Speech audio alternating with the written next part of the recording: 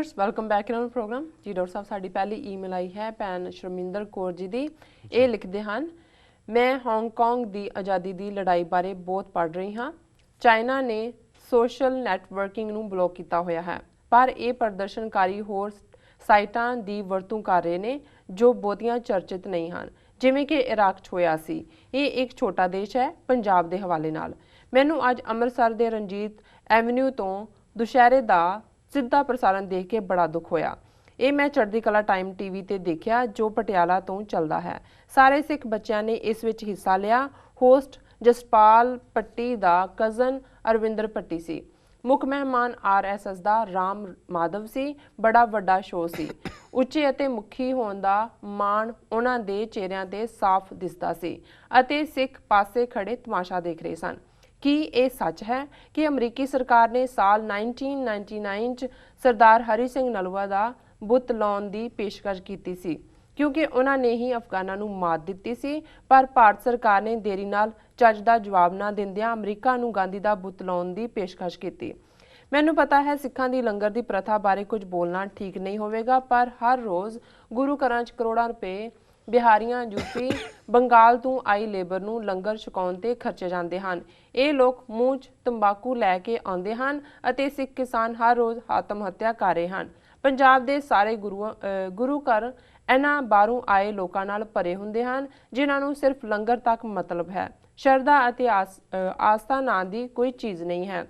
ਕੁਝ ਸਮਾਂ ਪਹਿਲਾਂ ਗਿਆਨੀ ਗੁਰਬਚਨ ਸਿੰਘ ਨੇ ਸਿੱਖਾਂ ਨੂੰ ਆਪਣੀ ਆਬਾਦੀ ਵਧਾਉਣ ਬਾਰੇ ਕਿਹਾ ਸੀ।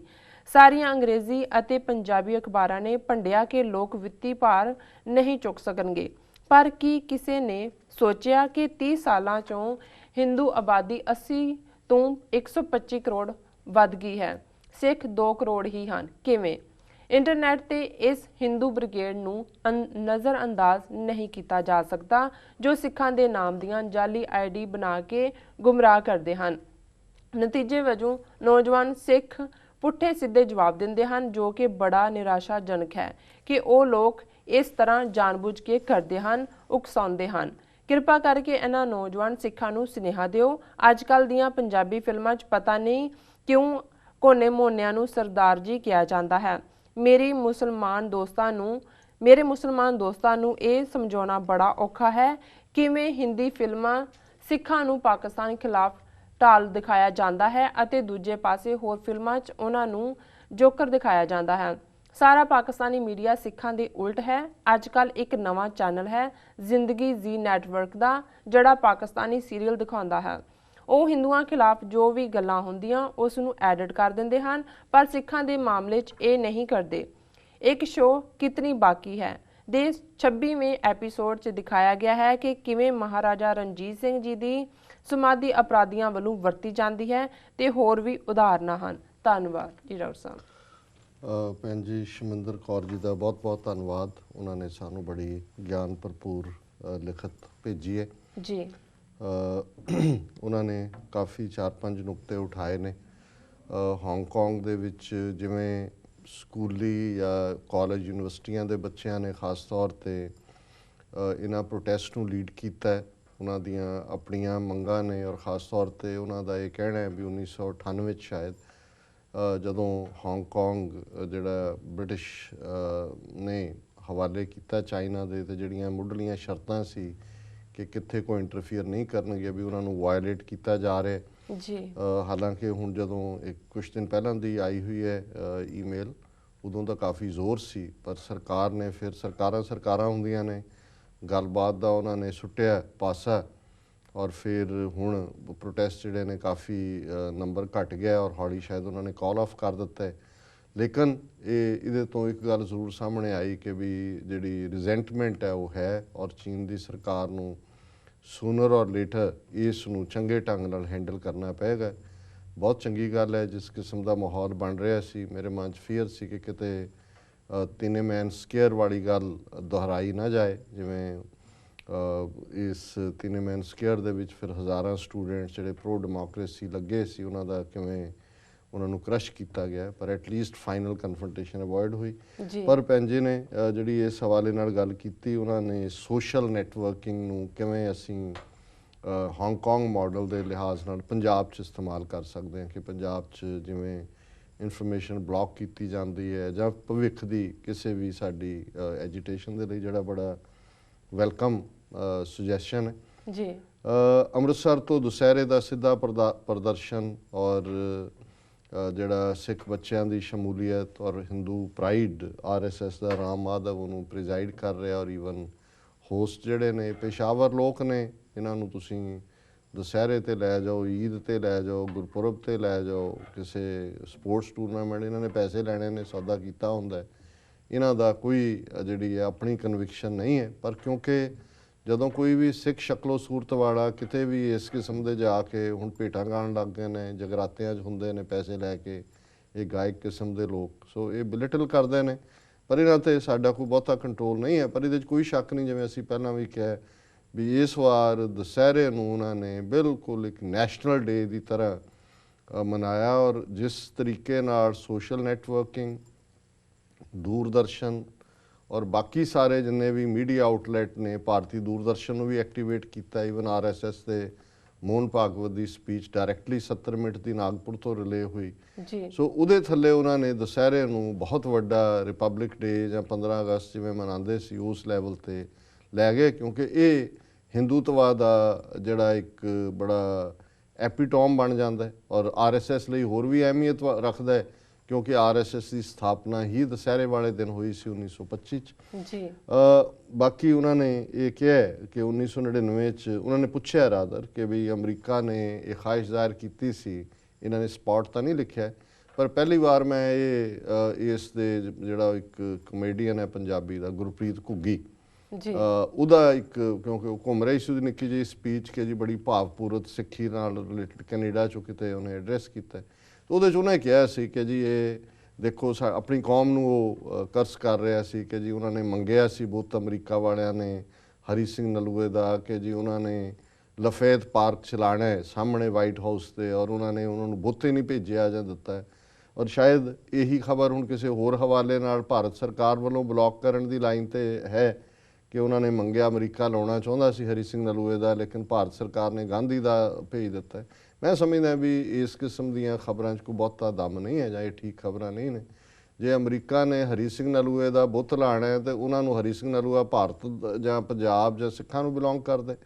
ਉਹਨਾਂ ਨੇ ਇਹਨਾਂ ਦਾ ਜਦੋਂ ਇਹਨਾਂ ਨੇ ਕੋਈ ਕੰਮ ਕਰ ਹੁਣ ਜਿਹੜੀ ਸਿੱਖ ਹਿਸਟਰੀ ਖੁਸ਼ਵੰਤ ਸਿੰਘ ਦੀ ਅੱਜ ਵੀ ਪੋਪੂਲਰ ਹੈ, ਜਿਹਨੂੰ ਪੂਰਾ ਰਿਸਰਚ ਕਈ ਸਾਲਾਂ ਬਾਅਦ ਉਹਨੂੰ ਜਿਹੜਾ ਫਾਈਨੈਂਸ ਕੀਤਾ ਸੀ ਫੋਰਡ ਫਾਊਂਡੇਸ਼ਨ ਨੇ ਕੀਤਾ ਸੀ, ਅਮਰੀਕਾ ਦੀ ਫੋਰਡ ਫਾਊਂਡੇਸ਼ਨ, ਔਰ ਜਿਹੜੀ ਬੀਬੀ ਮਤਲਬ ਵਿਚਾਰੇ ਚੜ੍ਹਾਈ ਕਰ ਗਏ ਡਾਕਟਰ ਸੁਰਜੀਤ ਕੌਰ ਸਨ ਮੈਰੀਲੈਂਡ 'ਚ, ਉਹਨਾਂ ਨੇ ਐਜ਼ ਏ ਰਿਸਰਚ ਅਸਿਸਟੈਂਟ ਸੀ ਖੁਸ਼ਵੰਤ ਸਿੰਘ ਦੇ ਨਾਲ, PhD ਸਾਈਕੋਲੋਜੀ ਸੀ, ਜਲੰਧਰ ਨੂੰ ਬਿਲੋਂਗ ਕਰਦੇ ਸੀ, ਕੈਂਸਰ ਦੀ ਬਿਮਾਰੀ ਨਾਲ ਉਹਨਾਂ ਦੀ ਡੈਥ ਹੋਈ। ਸੋ ਉਹ ਵਿਚਾਰੇ ਆਪਣੀ ਯੰਗ ਡੇਜ਼ ਕਿਵੇਂ ਐਨਰਜੀ ਦੇ ਨਾਲ ਕਿਵੇਂ ਕਾਂਗਰੈਸ਼ਨਲ ਲਾਇਬ੍ਰੇਰੀ ਦੂਜੇ ਤੀਜੇ, ਬਟ ਫੈਕਟ ਇਹ ਹੈ ਕਿ ਵੀ ਜਿਹੜੀ ਫਾਈਨੈਂਸਿੰਗ ਸੀ ਉਹ ਫੋਰਡ ਫਾਊਂਡੇਸ਼ਨ ਦੀ ਸੀ। ਜੇ ਫੋਰਡ ਫਾਊਂਡੇਸ਼ਨ ਦਾ ਨਾ ਹੁੰਦਾ ਤੇ ਅੱਜ ਘੱਟੋ ਘੱਟ ਇਸ ਲੈਵਲ ਦਾ ਉਦੋਂ ਅਜੇ ਖੁਸ਼ਵੰਤ ਸਿੰਘ ਇੰਨਾ ਵਿਕਿਆ ਜਾਂ ਇੰਨਾ ਵਿਕਿਆ ਤਾਂ ਨਹੀਂ ਉਹਨੂੰ ਕਹਿ ਸਕਦੇ, ਇੰਨਾ ਵਿਗੜਿਆ ਵੀ ਨਹੀਂ ਸੀ ਹੋਇਆ ਜਿਹੜਾ ਜਿਵੇਂ ਬਾਅਦ 'ਚ ਹੋਇਆ, ਕਿਉਂਕਿ ਉਸ ਹਿਸਟਰੀ ਆਫ ਦਾ ਸਿੱਖਸ 'ਚ ਉਹਨੇ ਕਿਹਾ ਸੀ ਜਿਹੜੇ ਬਾਅਦ ਦੇ ਐਡੀਸ਼ਨਾਂ 'ਚ ਉਡਾ ਦਿੱਤਾ ਗਿਆ ਵੀ ਸਿੱਖ ਕੌਮ ਭਾਰਤ ਦੀ ਹਿੰਦੂ ਬਹੁ ਗਿਣਤੀ ਦੇ ਵਿੱਚ ਸਰਵਾਈਵ ਨਹੀਂ ਕਰ ਸਕੇਗੀ ਜੇ ਉਹਨਾਂ ਦਾ ਦੇਸ਼ ਜੇ ਉਹਨਾਂ ਦਾ ਆਪਣਾ ਸਿੱਖ ਹੋਮਲੈਂਡ ਨਹੀਂ ਹੁੰਦਾ। ਇਹ ਉਹਦੀ ਔਰ ਇਹ ਮੈਂ ਉਹਨਾਂ ਦੇ ਡਾਕਟਰ ਸੁਰਜੀਤ ਕੌਰ ਦੇ ਘਰ ਓਰੀਜਨਲ ਕਿਤਾਬ ਦੀ ਐਡੀਸ਼ਨ ਦੇ ਵਿੱਚ ਦੇਖਿਆ ਹੋਇਆ। ਸੋ ਕੁੱਲ ਮਿਲਾ ਕੇ ਮੈਂ ਸਮਝਦਾ ਵੀ ਜੇ ਉਹਨਾਂ ਨੇ ਹਰੀ ਸਿੰਘ ਨਲੂਏ ਦਾ ਬੁੱਤ ਲਾਣਾ ਹੈ ਤਾਂ ਉਹਨਾਂ ਨੂੰ ਉਹਨਾਂ ਦੀ ਪਰਮਿਸ਼ਨ ਲੈਣ ਦੀ ਲੋੜ ਨਹੀਂ ਹੈ। ਮੇਰਾ ਖਿਆਲ ਹੈ ਵੀ ਇਹ ਕਈ ਵਾਰੀ ਪਤਾ ਨਹੀਂ ਕਿੱਥੋਂ ਇਸ ਕਿਸਮ ਦੀ ਖਬਰ ਕੋਈ ਤੁਰ ਪੈਂਦੀ ਹੈ ਫਿਰ ਘੁੰਮਦੀ ਜਾਂਦੀ। ਲੰਗਰ ਕਿ ਵੀ ਜਿਸ ਕਿਸਮ ਦਾ ਅੱਜ ਲੰਗਰ ਦੇ ਨਾਂ ਥੱਲੇ ਸਾਡੇ ਗੁਰਦੁਆਰੇ ਭਰੇ ਹੋਏ ਨੇ ਬਈਆਂ ਦੇ ਨਾਲ, ਮੂੰਹ 'ਚ ਤੰਬਾਕੂ ਜ਼ਰਦਾ, ਸਿੱਖ ਕਿਸਾਨ ਜਿਹੜੇ ਨੇ ਉਹ ਆਤਮ ਘਾਤ ਕਰ ਰਹੇ ਨੇ, ਉਹਨਾਂ ਦੀਆਂ ਸੁਸਾਈਡ ਹੋ ਰਹੀਆਂ, ਵੀ ਇਹ ਸਾਨੂੰ ਸੋਚਣਾ ਪਏਗਾ ਕਿ ਵੀ ਇਹ ਕਿਸ ਹੱਦ ਤੱਕ ਜਾ ਕੇ ਅਸੀਂ ਇਸ ਕਿਸਮ ਦੇ ਨੂੰ ਜਿਹੜਾ ਉਹ ਸਪੋਰਟ ਕਰਨਾ। ਮੈਂ ਸਹਿਮਤ ਹਾਂ ਬਿਲਕੁਲ ਇਹਨਾਂ ਦੀ ਗੱਲ ਨਾਲ ਜੀ। ਅਸੀਂ ਕਈ ਵਾਰ ਕਈ ਮਾਮਲਿਆਂ 'ਚ ਇੰਨੇ ਕੁ ਲਿਬਰਲ ਹੈ ਜਾਂ ਇੰਨੀਆਂ ਕੁ ਅੱਖਾਂ ਬੰਦ ਕੀਤੀਆਂ ਹੁੰਦੀਆਂ, ਇਹ ਮਕਸਦ ਵੀ ਨਹੀਂ ਸੀ ਲੰਗਰ ਦਾ। ਜਿਸ ਤਰੀਕੇ ਦੇ ਨਾਲ ਉਹ ਆਪ ਖਾਧਾ, ਆਪ ਢੋ ਕੇ ਲੈ ਗਏ, ਮੁੜ ਕੇ ਜਿਹੜੀ ਹੈ ਲੇਬਰ ਜਿਹੜਾ ਉਹ ਆਪਣਾ ਉਹਨਾਂ ਦਾ ਕੰਮ, ਇਹ ਲੰਗਰ ਜਿਹੜਾ ਹੈ ਇਹ ਲੋੜਵੰਦਾਂ ਲਈ ਸੀ। ਕਸ਼ਮੀਰ ਦੇ ਵਿੱਚ ਸਿੱਖ ਗਏ, ਸਿੱਖ ਜਥੇਬੰਦੀਆਂ, ਸਿੱਖ ਸੰਸਥਾਵਾਂ ਨੇ ਕਿਵੇਂ ਕੰਮ ਕੀਤਾ। ਅੱਜ TV 84 ਨਿਊਜ਼ 'ਚ ਸ਼੍ਰੋਮਣੀ ਕਮੇਟੀ ਦੇ ਇੱਕ ਆਫਿਸ ਬੇਅਰਰ ਜਿਹੜੇ ਕਿ 24 ਘੰਟੇ ਦੇ ਵਿੱਚ ਜਦੋਂ ਕਿ ਉੱਥੇ ਫਲੱਡ ਆਏ 7 ਸਤੰਬਰ ਨੂੰ ਸ਼੍ਰੀਨਗਰ ਵੈਲੀ 'ਚ, ਔਰ ਭਾਰਤੀ ਫੌਜ ਵੀ ਬੇਬਸ। ਉਹਨਾਂ ਦੇ ਜਨਰਲ ਨੇ ਕਿਹਾ ਜੀ ਸਾਨੂੰ ਫੌਰਨ ਭੇਜੋ, ਔਰ ਜਹਾਜ਼ ਰਾਹੀਂ ਅਗਲੇ ਦਿਨ 1 ਲੱਖ ਲੋਕਾਂ ਦਾ ਲੰਗਰ ਤਿਆਰ ਹੋ ਕੇ ਜਿਹੜਾ ਲਗਾਤਾਰ ਚੱਲਦਾ ਰਿਹਾ, ਔਰ ਉਹਦੇ 'ਚ ਉਸ ਇਲਾਕੇ ਦੇ ਮੁਸਲਮਾਨ ਹਿੰਦੂ ਥੈਂਕ, ਇਹ ਲੰਗਰ ਦਾ ਕਾਨਸੈਪਟ ਹੈ ਜੀ। ਈਵਨ ਬਹੁਤ ਸਾਰਾ ਬਈਆਂ ਦੇ ਹਵਾਲੇ ਨਾਲ ਤਾਂ ਹੈ ਹੀ ਹੈ। ਸਾਡਾ ਵੀ ਹੁੰਦਾ ਵੀ ਘਰੋਂ ਰੱਜ ਕੇ ਪਰੌਂਠੇ ਖਾ ਕੇ ਬ੍ਰੇਕਫਾਸਟ ਕਰਕੇ ਉੱਥੇ ਜਾਈਦਾ ਗੁਰਦੁਆਰੇ, ਅੰਦਰ ਕੋ ਅੱਧਾ ਘੰਟਾ ਵੀ ਨਹੀਂ ਬਹਿੰਦਾ, ਫਿਰ ਆ ਕੇ ਲੰਗਰ ਦੇ ਵਿੱਚ ਕੋਈ ਜਲੇਬੀਆਂ ਖਾ ਰਿਹਾ, ਕੋਈ ਪਕੌੜੇ, ਕੋਈ ਦੂਜਾ ਉਸ ਕਿਸਮ ਦਾ ਜਿਹੜਾ ਪਾਰਟ ਹੈ ਉਹਨੂੰ ਅਸੀਂ, ਔਰ ਅੱਧੇ ਜਿਹੜੇ ਨੇ ਉੱਥੇ ਹੀ ਖੜੇ ਹੁੰਦੇ ਨੇ, ਕਈ ਤਾਂ ਈਵਨ ਮੱਥਾ ਟੇਕਣ ਵੀ ਨਹੀਂ ਜਾਂਦੇ, ਉੱਥੋਂ ਹੀ ਖਾ ਪੀ ਕੇ ਬਾਹਰ ਨੂੰ ਆ ਜਾਂਦੇ ਨੇ। ਸੋ ਇਹ ਕੋਈ ਲੰਗਰ ਦਾ ਕਾਨਸੈਪਟ ਨਹੀਂ ਹੈ, ਔਰ ਮੈਂ ਇਹ ਸਮਝਦਾ ਵੀ ਇਹ ਸੀਰੀਅਸ ਮੈਟਰ ਹੈ, ਇਹਦੇ 'ਤੇ ਗੰਭੀਰ ਵਿਚਾਰ ਹੋਣੀ ਚਾਹੀਦੀ ਹੈ। ਆਬਾਦੀ ਵਧਾਉਣ ਦੀ ਗੱਲ ਅਕਾਲ ਤਖਤ ਸਾਹਿਬ ਦੇ ਜਥੇਦਾਰ ਦੇ ਹਵਾਲੇ ਨਾਲ ਉਹਨਾਂ ਨੇ ਗੱਲ ਕੀਤੀ, ਇਸ ਇਸ਼ੂ 'ਤੇ ਅਸੀਂ ਆਪਣੀ ਰਾਏ ਦਿੱਤੀ ਸੀ। ਵੈਸੇ ਜਿਹੜੀ 80 ਕਰੋੜ ਤੋਂ 125 ਕਰੋੜ ਦੀ ਗੱਲ ਹੈ, ਮੈਂ ਸਮਝਦਾ ਵੀ ਇਹ ਠੀਕ ਹੈ ਵੀ ਸਾਡੇ 'ਚ, ਕਿਉਂਕਿ 1 ਜਾਂ 2 ਬੱਚਿਆਂ ਦਾ ਪੰਜਾਬ 'ਚ ਬੜਾ ਜ਼ੋਰ ਰਿਹਾ, ਫੈਮਿਲੀ ਪਲੈਨਿੰਗ ਦਾ ਰੱਖਿਆ ਗਿਆ, ਔਰ ਪੰਜਾਬ ਵਾਲਿਆਂ ਨੇ ਵੀ ਵੱਧ ਚੜ੍ਹ ਕੇ ਕੀਤਾ। ਗੱਲ ਹਮ 2 ਹਮਾਰੇ 2 ਇਹ ਨਾਰਾ ਸਭ ਤੋਂ ਜ਼ਿਆਦਾ ਪੰਜਾਬ 'ਚ ਹੀ ਲਾਗੂ ਕਰਵਾਇਆ। ਹੁਣ 2 ਚੋਂ ਵੀ ਹਟਦਾ 1 ਤੇ ਗੱਲ ਆ ਗਈ। ਸੋ ਇਹ ਇੱਕ ਸੀਰੀਅਸ ਮੈਟਰ ਹੈ, ਪਰ ਇਹ ਨਹੀਂ ਹੈ ਵੀ ਸਾਡੀ ਆਬਾਦੀ 2 ਕਰੋੜ ਦੀ 2 ਕਰੋੜ ਹੀ ਹੈ। ਅਸੀਂ ਜਿਹੜਾ ਆਲਮੋਸਟ ਹੁਣ 30 ਮਿਲੀਅਨ ਅਰਾਊਂਡ ਦਾ ਵਰਲਡ ਹੈਗੇ, ਪਰ ਸਰਟਨਲੀ ਇਹ ਪਾਰਟ ਸਾਨੂੰ ਆਪਣੀ ਡੈਮੋਗ੍ਰਾਫਿਕਸ ਨੂੰ ਧਿਆਨ 'ਚ ਰੱਖਦੇ ਆ ਇਸ ਦੇ ਉੱਤੇ ਵੀ ਜਿਹੜਾ ਇੱਕ ਸੀਰੀਅਸ ਡਿਬੇਟ ਦੀ ਲੋੜ ਹੈ, ਔਰ ਇਸ ਦੇ ਲਈ ਜੋ ਵੀ ਲੋੜੀਂਦਾ ਕਰਨਾ ਬਣਦਾ ਸਾਨੂੰ ਕਰਨਾ ਚਾਹੀਦਾ। ਹਾਂ, ਇਹ ਜਿਹੜਾ ਇਹਨਾਂ ਨੇ ਬੜਾ ਇੰਪੋਰਟੈਂਟ ਨੁਕਤਾ ਕਿਹਾ, ਅਸੀਂ ਕੱਲ੍ਹ ਪਰਸੋਂ ਦੇ ਪ੍ਰੋਗਰਾਮ ਡਿਸਕਸ ਵੀ ਕੀਤਾ ਕਿ ਕਿਵੇਂ ਸਿੱਖ ਨਾਵਾਂ ਦੀਆਂ ਜਾਲੀ ਆਈਡੀਆਂ ਬਣਾ ਕੇ ਇੰਟਰਨੈਟ ਦੇ ਉੱਤੇ ਜਾਲੀ ਵੈਬਸਾਈਟ ਵੀ ਬਣਾਏ ਹੋਏ ਨੇ ਜੀ, ਉਹ ਅਟੈਕ ਕਰਦੇ ਨੇ। ਔਰ ਮੈਂ ਹੁਣ ਦੇਖ ਰਿਹਾ ਈਵਨ ਸਾਡੀਆਂ ਅਪਲੋਡਡ ਜਿਹੜੀਆਂ ਯੂਟਿਊਬਸ ਨੇ, ਅੱਜ ਹੀ ਇੱਕ ਦੇ ਉੱਤੇ ਥੱਲੇ ਕਿਸੇ ਜਸਮੀਤ ਕੌਰ ਦੇ ਨਾਂ ਥੱਲੇ ਜੀ ਮੈਂ ਜਗਰਾਵਾਂ ਦੀ ਰਹਿਣ ਵਾਲੀ ਹਾਂ, ਤੁਸੀਂ ਸਾਨੂੰ ਕੁੱਟ ਪਵਾ ਰਹੇ ਹੋ, ਬਾਹਰ ਤੁਸੀਂ ਰੌਲਾ ਪਾਉਂਦੇ ਹੋ, ਅਸੀਂ ਬੜੇ ਖੁਸ਼ ਹਾਂ, ਮੈਂ ਜਗਰਾਵਾਂ ਬਹੁਤ ਖੁਸ਼। ਮੈਂ ਦੇਖ ਰਿਹਾ ਗਿਆ ਵੀ ਇਹ ਜਾਲੀ ਆਈਡੀ, ਔਰ ਉਹਦੇ ਉੱਤੇ ਥੱਲੇ ਹੋਰ RSS ਦੇ ਜਿਹੜੇ ਨੇ, ਕੋਈ ਸੈਫਰਨ ਲਾਈਨ ਬਣਿਆ, ਕੋਈ ਹੋਰ ਬਣਿਆ ਹੋਇਆ। ਸੋ ਇਹ ਜਿਹੜਾ ਪੰਜਾਬ ਦੇ ਵਿੱਚ ਇਸ ਦਾ ਇਹ ਹੁੰਦਾ ਹੈ ਵੀ ਬਹੁਤ ਸਾਰੇ ਜਦੋਂ ਨੌਜਵਾਨ ਭੜਕਦੇ ਨੇ, ਉਹ ਇੰਨੇ ਗੁਰੂ ਸਾਹਿਬਾਨ ਦੇ ਬਾਰੇ, ਸੰਤ ਭਿੰਡਰਾਂ ਵਾਲਿਆਂ ਬਾਰੇ, ਪਿੱਛੇ ਕਿਸੇ ਨੇ ਇੱਕ ਦੁਸਹਿਰੇ ਦੇ ਮੌਕੇ ਜਿਹੜਾ ਉਹ ਵਧਾਈ ਦਿੰਦੇ ਆ, ਰਾਵਣ ਦੀ ਥਾਂ ਤੇ ਭਿੰਡਰਾਣਿਆਂ ਦੀ ਪਿਕਚਰ ਲਾਈ ਹੋਈ ਸੀ, ਉਹ ਘੁੰਮਿਆ, ਅਸੀਂ ਰਿਐਕਟ ਕਰਦੇ ਹਾਂ, ਗੁੱਸਾ ਆਉਂਦਾ। ਲੇਕਿਨ ਇਹ ਫਿਰ ਏਜੰਸੀਆਂ ਵਾਲੇ ਵੀ ਉਸ ਦੀ ਭਾਲ 'ਚ ਹੁੰਦੇ ਨੇ ਵੀ ਉਹਨਾਂ ਨੂੰ ਕਿਵੇਂ ਦਬੋਚਣਾ। ਸੋ ਮੈਂ ਇਹ ਸਮਝਦਾ ਹਾਂ ਵੀ ਇਸ ਗੱਲ ਦਾ ਧਿਆਨ ਰੱਖਿਆ ਜਾਏ ਵੀ ਇਹਨਾਂ ਦੇ ਉੱਤੇ ਕੋਈ ਰਿਐਕਟ ਨਾ ਕੀਤਾ ਜਾਏ। ਜੋ ਕਾਨੂੰਨੀ ਕਾਰਵਾਈ ਉੱਥੇ ਹੋ ਸਕਦੀ ਹੈ, ਇੱਥੇ ਹੈ ਤਾਂ ਕੋਵਿਡ ਨੇ ਨਾ ਜਿਹੜੇ ਅਸਲੀਅਤ ਹੋਣ, ਜੇ ਤਾਂ ਕੋਈ ਪਤਾ ਦੱਸ ਕੇ ਆਣ ਵੀ ਕਿੱਥੇ ਰਹਿੰਦੇ ਨੇ ਜੀ, ਵੀ ਦੱਸੋ ਭਾਈ ਤੁਸੀਂ ਕੌਣ ਹੋ, ਕਿੱਥੇ ਹੋ, ਫਿਰ ਤਾਂ ਚੈਲੰਜ ਹੁੰਦਾ। ਬਾਕੀ ਤਾਂ ਇਹ ਸਾਰਾ ਚੋਰਾਂ ਵਾਲਾ ਕੰਮ ਹੈ। ਸੋ ਇਸ ਤੋਂ ਬਚਣ ਦੀ ਲੋੜ ਹੈ।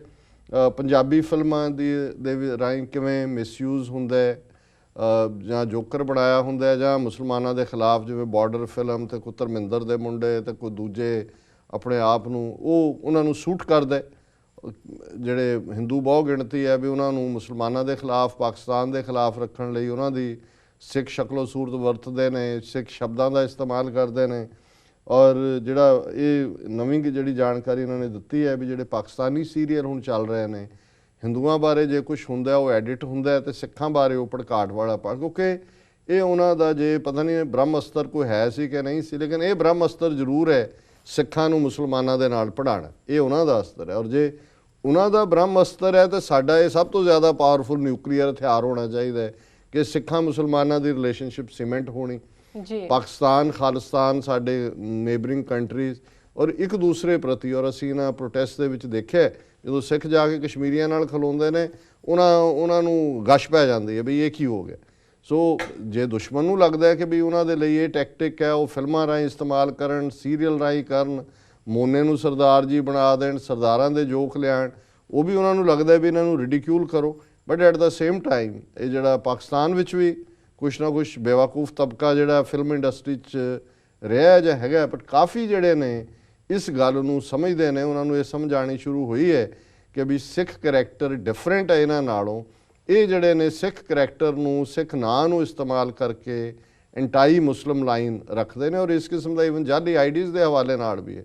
ਸਿੰਘ, ਵੜੈਚ, ਗਿੱਲ, ਬਰਾੜ, ਇਹ ਉਹ ਨਾਂ ਜਿਹੜੀਆਂ ਵਾਲੀਆਂ ਆਈਡੀਜ਼ ਨਾਲ ਮੁਸਲਮਾਨਾਂ ਦੇ ਖਿਲਾਫ, ਇਸਲਾਮ ਦੇ ਖਿਲਾਫ ਲਿਖਿਆ ਹੋਏਗਾ, ਉਹਨਾਂ ਆਈਡੀਜ਼ ਨਾਲ ਖਾਲਿਸਤਾਨ ਦੇ ਖਿਲਾਫ ਲਿਖਿਆ ਹੋਏਗਾ। ਜੀ ਸੋ ਭੈਣ ਜੀ ਸ਼ਮਿੰਦਰ ਕੌਰ ਜੀ ਦਾ ਬਹੁਤ ਬਹੁਤ ਧੰਨਵਾਦ, ਉਹਨਾਂ ਨੇ ਸਾਨੂੰ ਲਿਖਿਆ।